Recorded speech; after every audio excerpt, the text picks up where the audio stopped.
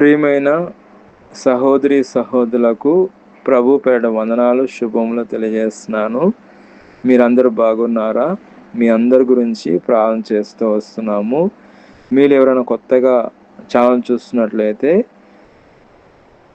దయచేసి సబ్స్క్రైబ్ చేసుకోండి. అదేవిధంగా ఇతరులకు కూడా తెలియచేయండి. ఈరోజు మనం దేవుని వాక్యంలో చూసినట్లయితే ఆయన యొద్ద కృప దొరుకును.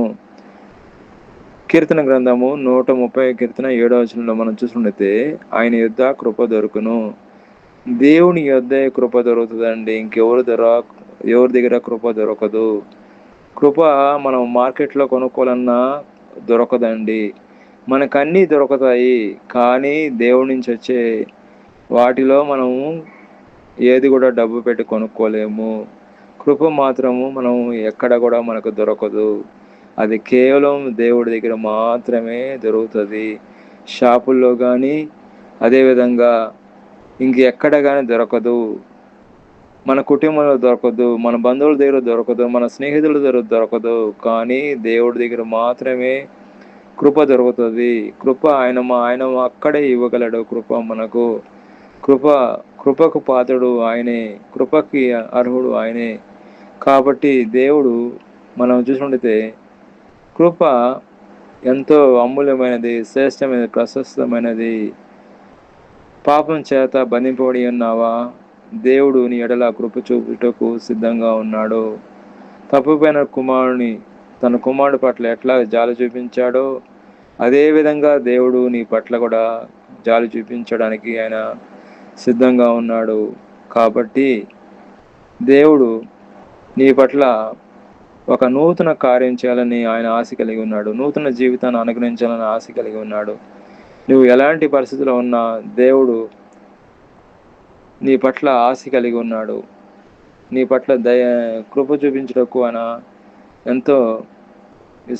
ఎంతో ఆశతో ఉన్నాడు. కాబట్టి ఇక్కడ దేవుడు వాక్యం చూసినట్లయితే కృప యెహోవా యొద్ద దొరుకును. కృప ఎక్కడ దొరుకుతుందంట? మనకు దేవుని యొద్దే, ఆయన యొద్దే దొరుకుతుందంట, ఇంకెక్కడ దొరకదు. అదేవిధంగా ఎఫెసీయులకు రాసిన పత్రిక 1వ అధ్యాయం 7వ వచనంలో దేవుని కృప మాదేశను బట్టి ఆయన ప్రియుని యందు ఆయన రక్తం వలన మనకు విమోచన, అనగా మన అపరాధములకు క్షమాపణ మనకు కలిగి ఉన్నాము. మనము చూసుకుంటే ఎఫెసీయులకు రాసిన పత్రిక 1వ అధ్యాయం 7వ వచనంలో దేవుని కృప మాదేశను బట్టి ఆయన రక్తం వలన అపరాధములకు క్షమాపణ కలిగి ఉన్నాము. ఎలాంటి శ్రమలు ఉన్నా, ఎలాంటి ఇబ్బందులు ఉన్నా, ఎలాంటి కష్టాలు ఉన్నా దేవుడు ఆయన కృపను బట్టి దేవుడు మనల్ని తప్పకుండా విడిపిస్తాడు. కాబట్టి మనం వాక్యంలో చూసినట్లయితే కృప ఆయనైతే దొరుకును, ఇంకెక్కడా దొరకదు. మనం దీని గురించి వివరంగా మనం చూసినట్లయితే ఏప్రిల్ రాసిన పత్రిక 4వ అధ్యాయము 16వ వచనంలో మనం చూసినట్లయితే కాబట్టి మనము కనికరింపబడి సమయోచితమైన సహాయం కొరకు కృప పొందినట్లు ధైర్యంతో కృపాసనం వద్దకు చేరుదాము. అసలు కృపాసనం అంటే ఏందనేది మనం చూసుకున్నది, ఇది దేవుని సన్నిధిని సూచిస్తుంది. మన ప్రార్థనల ద్వారా మనం ఎల్లప్పుడూ దేవుని సన్నిధికి వెళ్ళవచ్చు.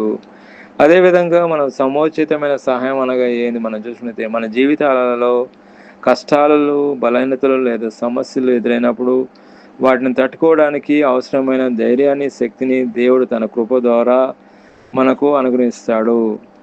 కాబట్టి మనం కృపాసనం అంటే ఏదో చూసుకున్నాము, సమోచితమైన సహాయం గురించి మనం చూసుకున్నాము, ఎంతో వివరంగా మనం చూసుకున్నాం. ఇప్పుడు అదేవిధంగా మనం చూసుకుంటే కృప ఆయన అయితే దొరుకుతుందండి, మనకి ఎక్కడ కూడా దొరకదు. యెహోవా అయితే దొరుకును. ఈ వచనము దేవుని అపారమైన ప్రేమను, కనికరాన్ని తెలియజేస్తుంది. మానవుడిగా మనకు ఎన్నో బలహీనతలు, పాపాలు ఉన్నప్పటికీ మన ఆయన సన్నిధిలో మనము నిశ్చయంగా క్షమాపణ మరియు కృప లభిస్తుంది. కీర్తన గ్రంథము 130వ కీర్తన 7వ వచనంలో యెహోవా యొద్ద కృప దొరుకును, ఆయనైతే సంపూర్ణమైన విమోచన దొరుకుతుందండి. మనకు సంపూర్ణమైన విమోచన ఎక్కడ దొరుకుతుంది? దేవుని యొద్దే. కృప ఎక్కడ దొరుకుతుంది? దేవుని యొద్దే. కాబట్టి కృప విమోచన దేవుని యొద్దే మనకు లభిస్తుంది. శ్రమలలో లేదా కష్టాల్లో ఉన్నప్పుడు దేవుని నమ్మి ప్రార్థన చేస్తే ఆయన వద్ద మనకు తప్పకుండా కృపను, సమాధానం, మన విడుదలను అనుగ్రహిస్తాడు, లభిస్తుంది. ఆయన యొద్ద కృప దొరుకును. కృప ఎక్కడ దొరకదండి. కృప దేవుడు మన దగ్గర మాత్రమే దొరుకుతుంది. అది ఉదయకాలం ప్రార్థన ద్వారా దేవుడు మనకు అనుగ్రహిస్తాడు. కాబట్టి దేవుడు వాక్యం సెలవిస్తున్నది. కీర్తన గ్రంథము 130 కీర్తన 7వ వచనంలో, కృప ఆయన యొద్దనే దొరకును. కృప ఆయన తప్పితే కృపకి ఇంకెక్కడా మనకు దొరకదు. కృప దేవుని యొద్దే దొరుకుతుంది. కాబట్టి మనం దేవుడి వాక్యంలో చూసుకుంటే కృప మనకు దొరికే ప్రదేశం ఎక్కడంటే దేవుడే. దేవుడే ఏకైక మార్గము. దేవుడి వాక్యంలో సెలవిస్తున్న యోహాను సువార్త 14వ వచనంలో, నేనే మార్గము, జీవము, సత్యము, నా ద్వారా తప్ప ఎవరు తండ్రి యొద్దకు రాడు. కాబట్టి కృప ఎక్కడ దొరుకుతుందంటే కృప దేవుని యొద్దే దొరుకుతుందండి, ఇంకెక్కడ దొరకదు. కృప ఆయనే మూలము. ఆయన వల్లనే మనకు కృప దొరుకుతుంది తప్పితే ఇంకో వేరే మార్గం లేదు. కృపాసనము దేవుడి సన్నిధిలో దేవుడి సన్నిధిని సూచిస్తుంది. మనం ప్రార్థన ద్వారా మనం ఎల్లప్పుడూ దేవుడి సన్నిధికి వెళ్ళవచ్చు. కృపాసనం అంటే అర్థము ఇదే వస్తుందండి. అదేవిధంగా మనం చూసుకుంటే సమోచితమైన సహాయం అంటే మన జీవితాలలో కష్టాలు, బలహీనతలు లేదా సమస్యలు ఎదురైనప్పుడు వాటిని తట్టుకోవడానికి అవసరమైన ధైర్య శక్తిని దేవుడు తన కృప ద్వారా మనకు అనుగ్రహిస్తాడు. కాబట్టి కృప ఎక్కడ దొరుకుతుందంటే అది దేవుడి దగ్గరే మనకు దొరుకుతుంది. దేవుడే మనల్ని విమోచిస్తాడు. దేవుడే మనల్ని కాపాడుతాడు. దేవుడి ఈ వాక్యం దీవించిన గాక. ప్రార్థన. ప్రేమైన మా పరలోక తండ్రి, యేసుక్రీస్తు ప్రభు పరిశుద్ధ నామమును బట్టి మీ సన్నిధికి వస్తున్నాం దేవా. ఈ ఉదయకాలన ప్రత్యేకంగా ఎవరైతే ఏకీభవిస్తున్నారో ప్రతి ఒక్కరిని పేరు పేరున దీవించి ఆశ్రయించి కాపాడమని ప్రభుని యేసుక్రీస్తు నామములో ప్రార్థన చేస్తున్నాం తండ్రి. ఆమేన్.